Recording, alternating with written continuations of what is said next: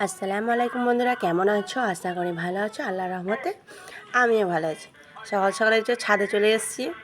ছাদে তোমাদেরকে ভিউটা দেখাবো, এই জন্য আমি ছাদে আসলাম বন্ধুরা। তোমাদের কালকে বলেছিলাম আমাদের ছাদটা আরও বেশি ভালো লাগে, এই জন্য দেখানোর জন্য আসলাম। এই দেখো বন্ধুরা, আমাদের ছাদটা কত সুন্দর। আর সব থেকে সুন্দর হচ্ছে এই গাছপালাগুলো আছে বলে আরও বেশি ভালো লাগছে। চারিদিকে গাছপালা, একটু মানে ঠান্ডা হাওয়া, একটুখানি হাওয়া দিলেই মানে হাওয়াটা গায়ে লাগবে।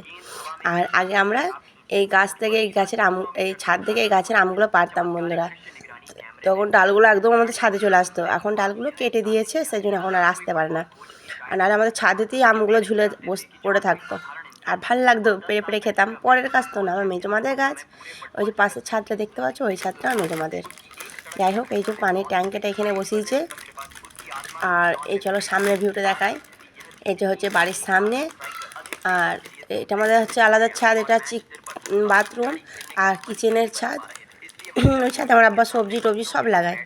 আর ওই যে দেখো একটা বিড়াল শুয়ে আছে, মরে গেছে না বেঁচে আছে আল্লাহ জানে, বুঝতে পারছি না বন্ধুরা। এমন শুয়ে আছে দেখো, আমি তো ভাবলাম হয়তো মরেই গেছে। সত্যি সত্যি এত ভয় পেয়ে গেছিলাম। তারপর দেখলাম আমি ক্যামেরাটা চালু করবো, তখন দেখছি ও আবার নড়ে চড়ে উঠলো। যাক, ভাবলাম তাহলে মরেনি। এমন শুয়ে আছে দেখো বন্ধুরা, তোমাদেরকে দেখালাম, মনে হচ্ছে যে মরে গেছে। আর এই দেখো পাট কাটি বন্ধুরা, আমাদের এদিকে পাট চাষ হয়, এই জন্য পাট কাটি। আর এই যে আমার মা আজও নাস্তা বানাতে লেগে গেছে, কারণ তালের পিঠে বানাবে। আমাদের ওইদিকে তাল পাওয়া যায় না বন্ধুরা, এই জন্য মা যখনই আসি মা বানিয়ে দেয়, আমরা বাড়ি নিয়ে যাই, খাই। আজকেও সিম পিঠা বানিয়েছে, আগে খাবে ফুলুরি বানিয়ে দিয়েছিল, তোমাদের দেখিয়েছিলাম। আর আজকে সিম পিঠে, এইটাকে সিম পিঠে বলে।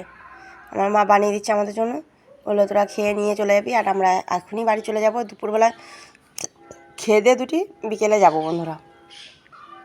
যাই হোক, আমি এই যে আমার মা বানিয়ে দিচ্ছে। এর ভিতরে কিন্তু নারকেল আর চিনি মিশানো আছে, ছাই না, একদম নারকেল গুঁড়ো আর চিনিকে পাইল করে এর ভিতরে ভরা আছে, তোমাদেরকে দেখাবো।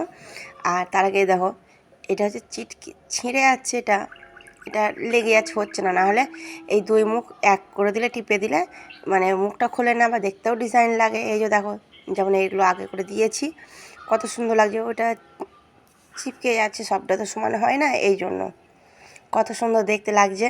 তোমরা কারা কারা তালের পিঠে খেয়েছো কমেন্টে জানাবে বন্ধুরা। আর ওই দেখো নারকেল আর চিনি একসঙ্গে দিয়ে একটা কোটো দিয়ে এই কেটে দিয়েছে, পুরো ইজি। মানে কিছু একটা মেশিন লাগবে, কোনো ঝামেলাই নেই, খুব সুন্দর সহজভাবে এটা বানানো। যারা অনেকে টাউনে থাকো, তারা অনেকে খেয়েছে, অনেকে খায়নি, তাদের কাছে কেমন লাগলো তারা কমেন্টে একটু জানাবে তোমরা।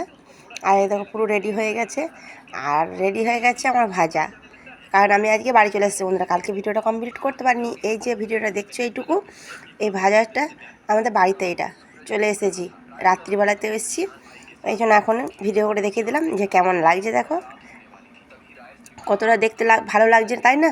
আর যখন দেখতে ভালো লাগছে, ওইভাবে খেতেও দারুণ লাগে, খেতে দারুণ। এই পিঠেগুলো তো খুবই ভালো লাগে, কারণ নারকেল আর চিনি। আর আমরা ছোটোবেলায় কী করতাম জানো তো বন্ধুরা, মজার একটা বিষয়, ছোটোবেলায় চিনিটা খেয়ে নিতাম, নারকেলের ছাইটা, আর বাকিগুলো পড়ে থাকতো। এগুলো খুব ভালো লাগতো, আগে এরকম করে খেতাম আমরা। আর মা বকতো পুরোটা খা, তোর এগুলো বাকিগুলো কে খাবে। যাই হোক, তখন বাচ্চা মানুষ। তাই হোক বন্ধুরা, ভিডিওটা আর বড় করবো না। ভিডিওটা ভালো লাগে লাইক কমেন্ট শেয়ার করে দিই। তোমরা ভালো থাকবে।